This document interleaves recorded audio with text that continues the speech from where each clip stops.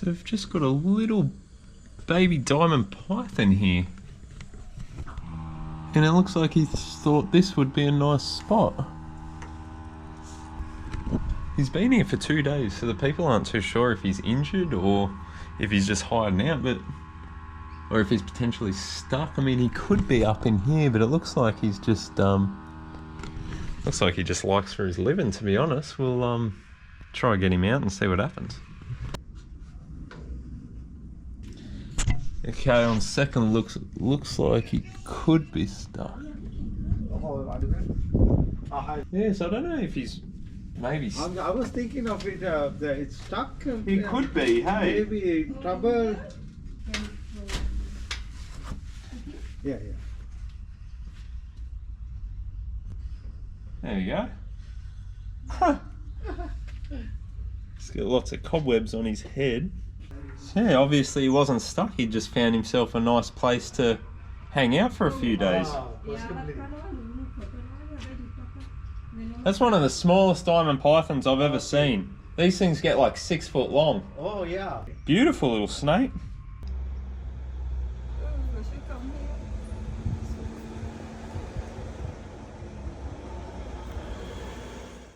Guys, I cannot believe where this baby diamond python is. I would say it's probably last season's hatchling, so I'd say it's between 6 to 12 months old.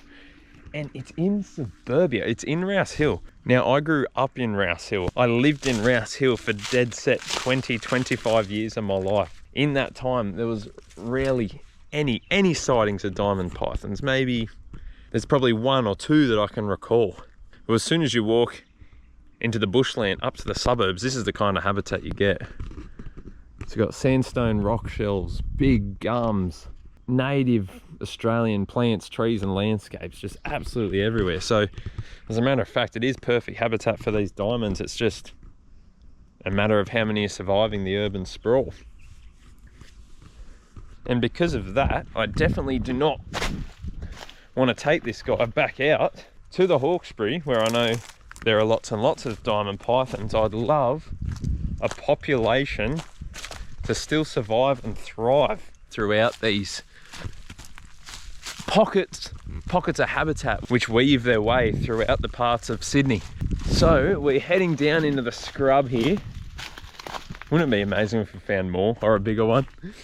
But yeah, we're heading down into the scrub here, and we're going to try and find somewhere to release this little guy far enough away from the houses that he doesn't end up back up there and in the jaws of a dog. Positive there's a creek system down here, which would be perfect. Lots of sandstone escarpments. And yeah, once we get down to the creek system, it's going to take him a long time to get back up. And if he heads the other way, the other side's like sort of up to Anna Grove, where it's just pure lots of bush, where there are more diamonds. They're a lot more prevalent. So this is going to be our plan of attack.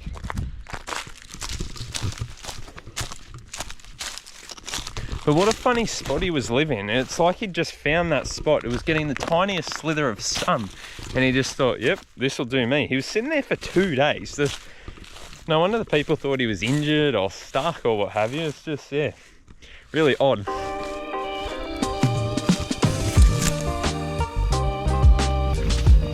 This area very much reminds me of the habitat where I've released injured snakes back into patches of bushland around places like Chatswood and things like that, just where there's slithers of untouched land which still weave through the suburbs. This is very similar. Now I'm just about at the creek system, so there's lots of nice big beautiful sandstone rock faces, which I think is going to be absolutely ideal. Just back up through the trees there. I will have a little suss at the creek and see what we're dealing with down here first. This would be red-bellied central.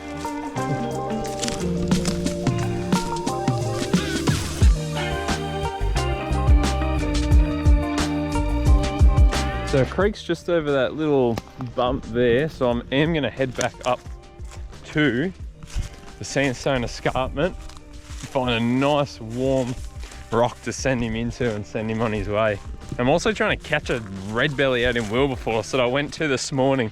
He was basking in a pot plant. As soon as I walked up to him, he ducked under a hole in the stairs and was completely inaccessible. probably going to chuck that catch in this same video, I reckon. He might not come back out today because I spooked him, but definitely tomorrow morning we'll get a catch on that red belly. Decent size one too, so I'd love to be able to show you guys.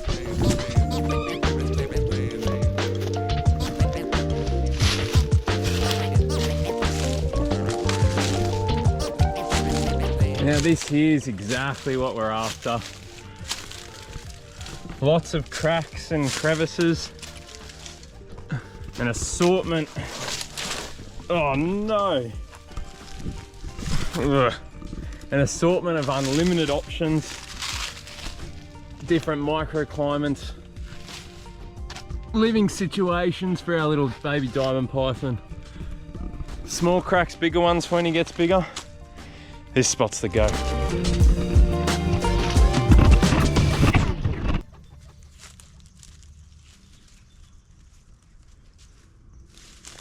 And there we are. Our little baby diamond python. And isn't that amazing? That is the smallest wild diamond python I've ever seen. That is just, oh my God, how adorable is that? That has made my week, guys. That is a sight to see. Now, when these guys first hatch out of the egg, they're a very, very brown color with not much coloring or anything like that. So we know this guy's a little bit older, but due to the size, we also know he's not very old at all. So you guys are sitting on the sandstone crevice that we're going to send him into, and there's so many options around here. Are much better than a garden gate. And look at him.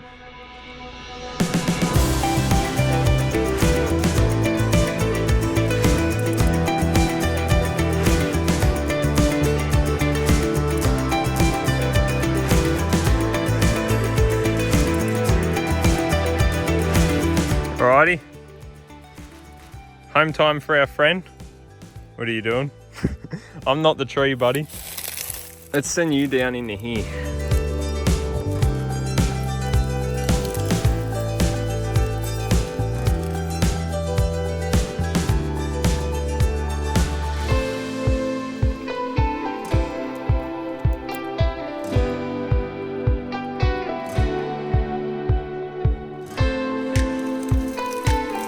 And all that rock shelf, all the sandstone all around us.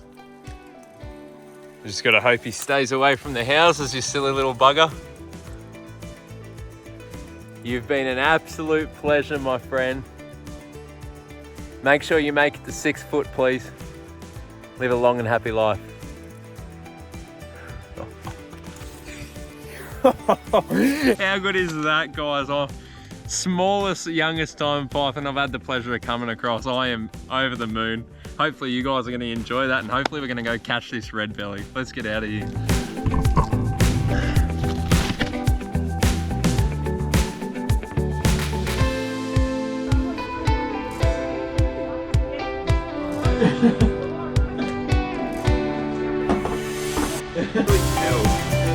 Busy, to be honest, but you never know.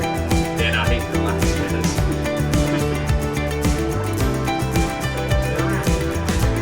Last week of winter, guys, and the calls are swarming in. It's going to be an absolutely fantastic spring for the reptiles. I think we're going to be flat out as a lizard drinking.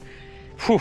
I've had about 6 people call me today. I haven't attended them all. There's been a lot of advice calls and whatnot, especially over the last couple of weeks. But yeah, anyway, as you saw, this red belly was lying on the front window of a German short-haired pointer breeder's house.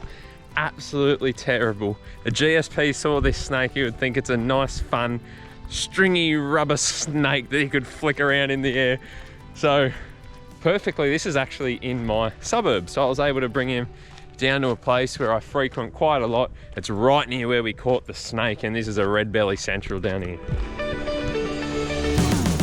And you wouldn't believe it, as soon as I rescue this guy, I've had another call down the road again. Someone's cat has brought in a snake. The area it's in, it could be potentially be a marsh snake, but yeah, we'll see. It's gone into a wall cavity, so I don't know if we're gonna have to be chopping walls open, but time will tell. Perfect spot here, guys. a stream, a little creek, which goes down into a bigger creek. It goes from the lake to the creek, to be honest. When it rains, this flows. This is covered in frogs at night, frogs, skinks. I think a big water dragon just run under there actually, so plenty of food sources and perfect habitat for our red-bellied black snake. It's a nice little rock over there. We might chuck him in there. Yeah, let's have a look.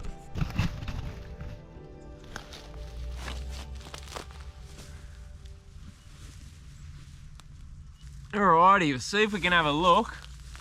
He was pretty calm before, but he may come out at, like a bull out of a gate. Where are you, bud? And there he is. Definitely our largest red-bellied black snake we've had for the season so far. But I don't want to hassle him too long because he's been through the ringer. So it's actually a good sized snake.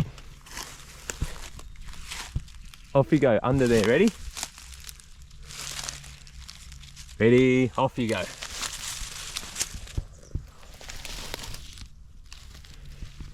How good's that? You wouldn't even know he was there. He's got his little burrow, he can come out, get some sun, get some frogs and skinks, and happy days. Alrighty, now let's try and get a snake out of a wall.